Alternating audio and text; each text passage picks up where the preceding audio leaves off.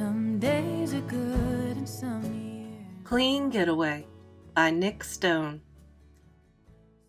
Chapter 1. Quite a Ways to Go.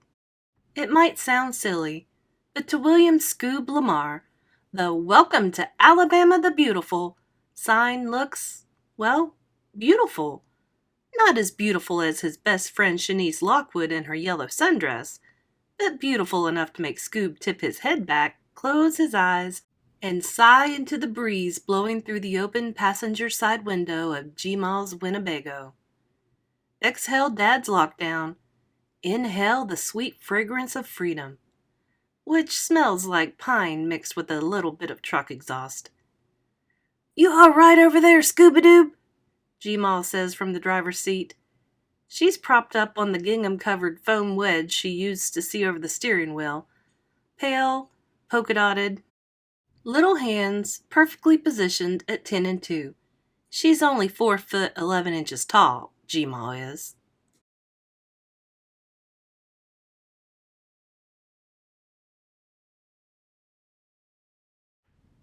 Hearing his full nickname makes Scoob cringe. G-Mall gave it to him when he was 5 years old and obsessed with an old cartoon he used to watch at her house about a dog who liked to solve mysteries. G-Mall thought it was just too adorable that he couldn't pronounce Scooby-Doo. And because Shanice was G-Mall's neighbor, she picked up on the nickname and started using it at school. So it stuck. Well, the Scoob part did, which is fine. Kinda cool, even. Scooby-Doo, though? "G-Mall," he says, "you mind if we stick to Scoob? The rest is a little babyish.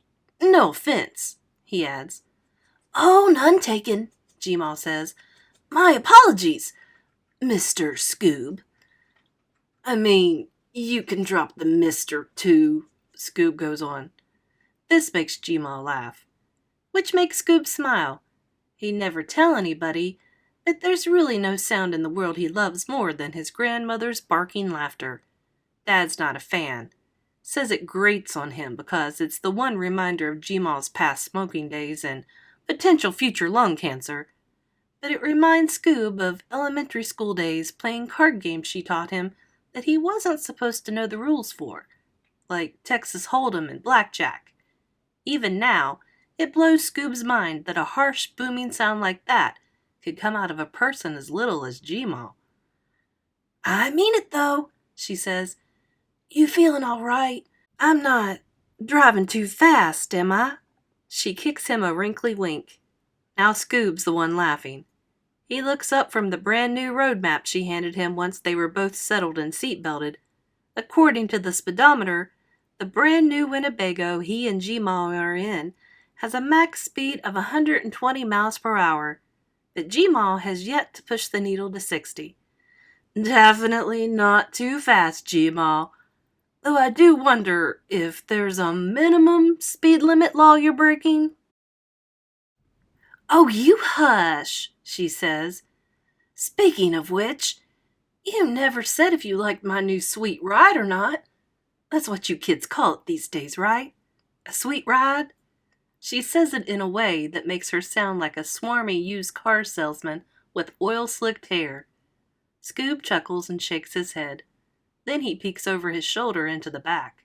Truthfully, when G-Mall popped up out of the blue and asked if Scoob wanted to go on a little adventure, he was too geeked at the thought of a loophole in his punishment to give much thought to anything else, their destination included, especially when she said he'd probably miss a couple of days of school.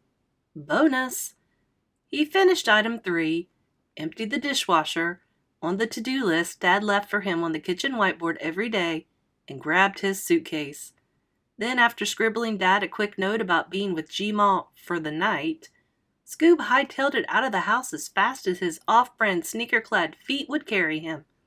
He even left his phone at home. Largely so Dad can't call him, but he won't tell G-Mall that. The suitcase had been sitting in Scoob's closet for a month. Dad promised Scoob a trip to St. Simon's Island this year. Scoob's first choice was Universal Studios, but Dad said Scoob was too old for all that. He'd been too young the previous year, but whatever. So Scoob packed up according to Dad's specifications 3 days before they were supposed to depart. Except they didn't go. Scoob got in trouble at school, and voila, trip canceled. Lockdown commenced. Spring break ruined before it could begin. Scoob hadn't been able to bring himself to unpack the bag, so he hid it. Now he can see it sitting on the seat of the dining booth in G-Maw's new sweet ride. Scoob was in such a rush to get out, it didn't fully click that he and G-Maw weren't in the Mini Cooper until she asked him to get out of his seat while the vehicle was in motion and grab a GPS from the fridge. That's Grandma Protein Shake, otherwise known as Ensure, for her. Fridge? Scoob thought, light bulb slowly illuminating. That's when he looked behind him for the first time and almost choked on the gum that shot down his throat when he gasped. "Ain't he handsome?" G-Maw said, smacking the dashboard twice. "Brand spanking new, this fella. I've decided to call him Senior, after your late grandfather. He and I had a Winnebago back in the day before your dad was born and your G-Pop—" She paused. Then, "Anyway, I ain't getting any younger. Sold my house and bought this baby." "You sold your house?" Scoob said, stunned. "Sure did. Fetched a pretty penny for it, too. God bless home equity and hipsters looking to revitalize, or whatever the heck they're calling it." Wow. Was there anything else he could have said? She sold her house. "Well, you gonna get me a GPS or not?" Scoob gulped, removed his seatbelt, and made his way to the back. Dad would have breathed fire and shot smoke out of his ears if he'd been around to see. As he opened the for real fridge with separate freezer, G-Maw gave him a rundown of Senior's features. "You see those lights above your head?" Scoob looked up. "Yeah." "Those are LEDs, she said. "Real state-of-the-art. There's also a microwave, a 2-burner cooktop, and 2 Ultra HD TVs where you can watch anything. Rated PG-13 or lower, that is." Scoob rolled his eyes. G-Maw pushed on. "Bathroom's there, to the left of the mini pantry. Got a flushing toilet and a shower. And that dining booth you see there doubles as a bed. And speaking of beds, there's one in the rear for me, and one for you right above the cab here. There's a window up there and everything, kiddo." Scoob could hear the proud smile in her voice, which made him smile too, despite the fact that she'd called him kiddo. As he grabbed the drink for G-Maw and saw that the fridge was fully stocked, Scoob realized he'd never again play on the old tire swing in G-Maw's backyard, or kick back on the old window seat in the attic with his favorite book. When it hit them that this bizarre truck that contained everything a person needs to live, this thing, was now G-Maw's house? Creepy. G-Maw's fingers do a tap dance on the steering wheel, pulling him back into the present, and he takes a deep breath and lets his eyes continue to roam around the open space behind him. It's so weird to him that if he has to pee, all he's got to do is walk like 15 feet to the little bathroom. And it flushes? Where does the stuff even go? It's not like they're connected to a sewer.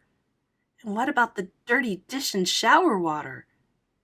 G-Maw's house had one of those old-school bathtubs with the fancy metal feet, and Scoob secretly loved to get in with 1 or 2 of those lemon-sized balls G-Maw would buy that would fizz up like Alka-Seltzer and turn the bath all kinds of wild colors.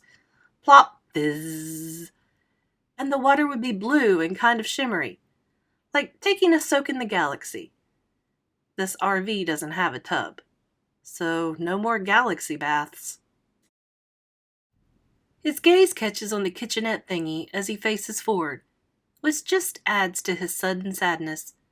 He can't imagine G-Maw making her blue ribbon-winning cast-iron French toast, first pan toasted then baked in the pan for a few minutes for extra crispiness on the outside, on that rinky-dink cooktop thingy. No more extra sweet Arnold Palmers on the porch swing. No more reading in front of the fire. In all honesty, the RV gives Scoob the willies. But of course he can't tell Gma that. Not when she's so excited about it. Well, she says, taking her baby blue eyes off the road to look at him. Second only to Shanice's honey brown ones, Gma's got the prettiest eyes Scoob's ever seen. What do you think, kiddo? Scoob traces the handle of his door and gulps down his true feelings.